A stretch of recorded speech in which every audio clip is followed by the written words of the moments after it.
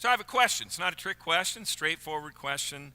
How many of you, at the end of the day, before you go to bed, before you kind of call it a night, how many of us lock our doors by a show of hands?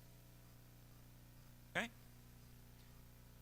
We have two doors with locks on them in our garage. Come in the front, two locks there. You go to the back, there's a lock there. And then when you go from the garage into the family room, there is another door, and there are two locks there. I don't think about this very often, but I think it's an interesting question to noodle on today, and that is, why do we lock our doors? Why does it matter that at the end of the day, before we call it a day, call it a night, we are sure to lock our doors? I think it's an interesting question for us to think about as we look at the disciples today following the resurrection of Jesus, and they are locked behind a closed door, and we'll hear more about why they are. But what about us? Why do you lock your doors? What's the point? Is there something beyond simply locking our doors that sort of lurks in our hearts and minds that might actually be fear? Lots of different locks and lots of different doors. You might recognize some of these doors and some of these locks. This is exactly what the door, one of the doors on our garage looks like. Easy to lock, easy to open, but it always happens typically at the end of the day. John says, when it was evening on that day, the first day of the week, and the doors of the house where the disciples had met were locked for fear of the Jews. For fear of the Jews. How many of you know that Jesus was a Jew? So, they're locked behind closed doors for fear of the Jews, as if the Jews are others. How many of you know the disciples would have been, well, Jews? Okay? Here's what's going on in the Gospel of John, and I think it's important for us to take a look at it as we look at this story. Again, it's toward the end of the first century, and what we know from history is that there was some animosity developing between and among those who believed that Jesus was the Messiah and other Jews who did not. And there was kind of percolating, and we see it in the Gospel of John, for fear of the Jews, there was a percolating anti-Semitism, so that Jews who became followers of Jesus began to look unfavorably in a big way toward Jews who did not imagine that Jesus was the Messiah for fear of the Jews. So anti-Semitism begins to percolate in the early church, this divide between Jesus' followers and Jews who did not believe that Jesus was the Messiah. Did you watch the news at all yesterday? Synagogue in Poway, California. That's called anti-Semitism. 4 people were shot, one of them died. I wonder if they thought to lock the doors when they gathered for Passover. Probably not. Why didn't they? They weren't smart enough to think that somebody might enter into their midst and shoot some among their number? This is kind of anti-Semitism that too frequently in our culture is expressed violently. We think of the synagogue in Pittsburgh not all that long ago. And so we as followers of Jesus need to be clear that our forebears in the faith, people of Israel, Jewish people, have a relationship with God just as we do. So when it was Sunday morning and the doors of the church where the people of Epiphany meet were locked for fear of the Jews, and oh, wait a minute, not fear of the Jews, fear of what? Our doors aren't locked. We're gathered here, but imagine the kinds of things that you might be afraid of. Talk about the fear of the other. Who are the others for you? Who are the others that you would rather not get close to? Who are the others that if you keep at a distance, it can justify your fear? Who are the others in your lives? If we're honest, we could all put together a list. The others, the people that we want to dehumanize, the people that we are afraid of. So who are the others? Who are the people that want you to, or that drive you to go behind your door and lock it so that you can be isolated and not have to interact with them? Who are the others in your world? I know we can name them. I could do it. You can do it.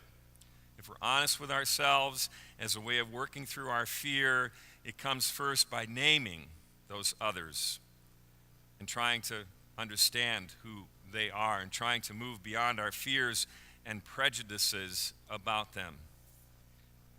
Well, in the midst of this, we have public leaders who tell us to be afraid, to be very afraid. They tap this deep vein of fear that runs through our body. It's being manipulated, really. You should be afraid. You should be very afraid of them. You should be afraid. You should be very afraid of that. You should stay behind locked doors because if you don't, you might risk something. And so we are invited to dig into our deepest, darkest fears by our leaders. It's not helpful. It's not where we ought to be thinking and going, and yet we hear this message over and over again. It's why nations build walls, because of fear. Be afraid, be very afraid of them. Nations build walls to keep certain people on certain sides and others on other sides, and as long as we are with the right folks on the right side of the wall, all is well. Nations build walls because of fear. And as nations build walls, they appeal to this fear that resides in all of us. We build fences. I have nothing against fences. My son and daughter-in-law have a wonderful fence around their backyard, and it helps keep their 3 crazy dogs in a good place. Sometimes, though, if we're honest, sometimes people build fences because we don't want to deal with our neighbors. And we want to be sure that there is a sort of a boundary between us and them. And maybe we're afraid of them, or maybe we just don't want to deal with them. So nations build walls and we build fences. I also believe with everything in me that sometimes we live in a self-imposed solitary confinement. In other words, we stay behind the locked door because we're afraid, because we are depressed and just can't figure out how to get there, because we are struggling with relationships in our lives and we don't know how to get there, and so we would rather stay in self-imposed solitary confinement by ourselves. But you know, we're not made to be alone. We're made to live together. We are better together. And so when somebody who loves us can come to us and unlock the door and take us by the hand and bring us out, that is like the Spirit of the resurrected Jesus, who brings us out of darkness to light, who brings us out of fear to love, who brings us back into community with the people who are important to us. You've probably heard this before. It's become kind of trite, but I think it's still pretty interesting. The phrase, "do not be afraid," is written in the Bible 365 times. It's that or a variation. And it might not be exactly 365, but it's a lot. So what that says to us, I think, is that when people say to us, be afraid, be very afraid, the Bible has a completely different message. Over and over again, do not be afraid. I am with you. I will guide you. Do not be afraid. It's really hard to take that in when there are sounds, a cacophony of people telling us to be afraid. But God says, don't be afraid. You are not alone. I am with you. Don't be afraid. 1 John chapter 4, verse 18. I love this passage. There's no fear in love, but perfect love casts out fear, for fear has to do with punishment. You see, Jesus' perfect love casts out fear. It's not about instilling fear. Jesus' perfect love casts out fear and has nothing to do with punishment at all. When Jesus comes to the locked doors of our lives, unlocks them, opens them, and comes into where we are, he doesn't come to punish us. He doesn't come to instill fear in us. He comes to give us perfect life-giving love because of his crucifixion, going to the tomb, out into the world. Because Jesus lives, we don't have to be afraid. So I want you to just think for a minute about how you're locked in today. And how does it feel to be locked in behind a closed door? Would you like to get out? Would you like for somebody to come and unlock it and open it and bring you out? Well, that's what Jesus does with the disciples.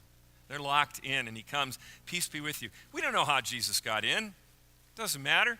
Came and stood among them. Doesn't say this in John, but I'd like to imagine that there was a door with several locks. And Jesus, being Jesus, had keys to every single lock. And he opened all of them, opened the door, came into the room and said, peace be with you. Shalom. The Hebrew for peace, shalom, is the same as the Greek eirene for peace. And so the two words are equivalent to each other. I love the fact that today, in the aftermath of yesterday's terrible shooting, there is this coming together of Jews and Christians. Shalom. Peace be with you. And that's what Jesus says to his Jewish disciples as one who lived as a Jewish person. Thomas, just a bit about him. You noticed, I hope, in the reading that he wasn't there, right? He wasn't there when Jesus came. Did you ever wonder where he was? Where do you suppose Thomas was? Maybe he was in the marketplace. Maybe he wasn't afraid. Maybe he went out because he knew there was a world out there. Now, we know the story. Thomas comes back, doesn't believe, hands, feet, side, all of that, and finally says, my Lord and my God. Maybe, and I'm making this up, maybe Thomas was out there and he was wondering about it. Maybe he went exploring to see what else might be said about his Lord at that time. And then he came back, hands, feet, side, my Lord and my God. Blessed are those who have not seen and yet have come to believe. And so that's us, except we do see. We do see the crucified and risen Jesus, the same Jesus, hands, feet, side, comes through the locked door, peace be with you, and that's what he says to us today. Try to live this week with a little less fear, a little more openness. Try to live this week with a sense of peace and speak to others. Peace be with you. Shalom. Go to the other. Get to know that other as a human being just like you.